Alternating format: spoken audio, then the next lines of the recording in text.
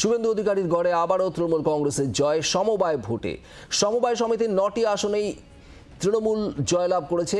রামনগর 1 নম্বর ব্লকের সমবায় সমিতির ভোট, আর এই ভোটেই একচ্ছত্র জয় তৃণমূল কংগ্রেসের। শুভেন্দু অধিকারীর গড়ে ক্রমশ কি জমি হারাচ্ছে বিজেপি?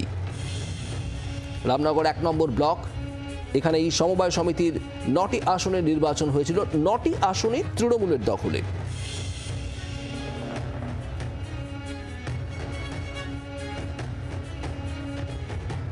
পূর্ব মেদিনীপুরের শুভেন্দু অধিকারীর গড়ে আবারও তৃণমূল কংগ্রেসের জয়। রামনগর 1 নম্বর ব্লকের সমবায় ভোট, সেই সমবায় সমিতির নির্বাচনে 9টি আসন, 9টি তৃণমূলের দখলে, একটিতেও জয় পায়নি গেরুয়া শিবির। শুভেন্দু অধিকারীর গড়ে কি জমি হারাচ্ছে বিজেপি? এর আগে একাধিক সমবায় সমিতির নির্বাচন, কাঁথি সমবায় সমিতির নির্বাচন, তার পরবর্তী একাধিক নির্বাচনেও তৃণমূলের জয় দেখা গিয়েছে, এবং এবার রামনগর 1 নম্বর ব্লকের সমবায় ভোটেও। কিরণ মান্না আমাদের প্রতিনিধি রয়েছেন আমাদের সঙ্গে। কিরণ, 9টি আসনেই জয় পেয়েছে শাসক দল তৃণমূল কংগ্রেস, কি খবর? দেখো, একেবারে 9টি আসনের মধ্যে 9টিতে নিরঙ্কুশ জয়লাভ করেছে তৃণমূল কংগ্রেস সমর্থিত প্রার্থীরা। রামনগর 1 ব্লকের যেটা জানা যাচ্ছে, রামনগর তালগাছাড়ি জিপি, এই গ্রাম পঞ্চায়েতটি বিজেপির দখলে রয়েছে। দুবলাবাড়ি ট্যাংরামারি কৃষি উন্নয়ন সমিতি, এই সমিতির নির্বাচন ছিল। এই নির্বাচনকে ঘিরে টানটান উত্তেজনার মধ্যে দিয়ে এই নির্বাচন চলে, কিন্তু শেষমেশ ফলাফলের নিরিখে যেটা দেখা যায় যে তৃণমূল কংগ্রেস 9টি আসনের মধ্যে জয়লাভ করেছে।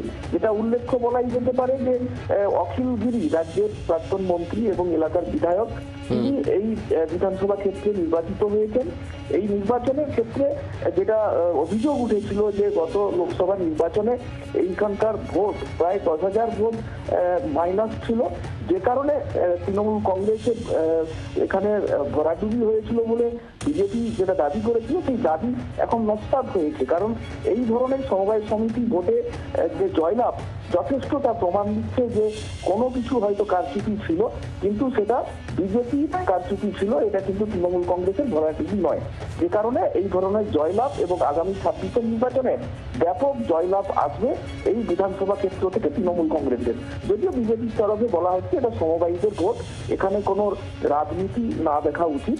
বোঝা যাচ্ছে কিরণ, ধন্যবাদ। কিরণ মান্না আমাদের প্রতিনিধি ছিলেন টেলিফোনে।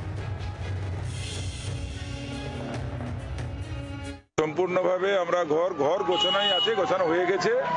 বিজেপি পঞ্চায়েত পাওয়ার ফলে কিছু মানুষ ভুল করে, তারা ভুলবশত একটু আশা করে ভোট দিয়েছিলেন বিজেপিকে, কিন্তু ডাহা ফেল, কোনো কাজ হয়নি, কিচ্ছু হয়নি।